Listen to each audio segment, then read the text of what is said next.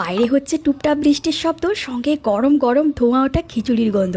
সারা দিন ধরে বৃষ্টি হচ্ছে, আর এমন বৃষ্টির দিনে কিছু ভালো লাগুক আর না লাগুক, গরম গরম খিচুড়ি হলে মনটা একদম ভরে যায়। তাই আজকে করেছিলাম একদম বাঙালি বাড়ির ঘরোয়া খিচুড়ি। মুগ ডাল গোবিন্দভোগ চালের যে একটা সুন্দর গন্ধ না, ওই খিচুড়ি।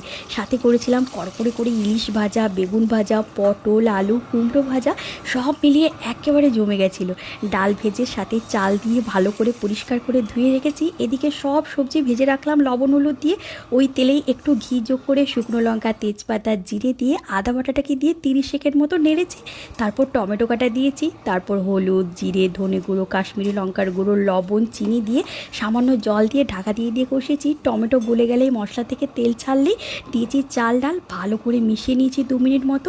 কাঁচা লঙ্কা আর ভাজা সবজি দিয়ে আবারও নেড়ে গরম জল দিয়ে ঢাকা দেবো।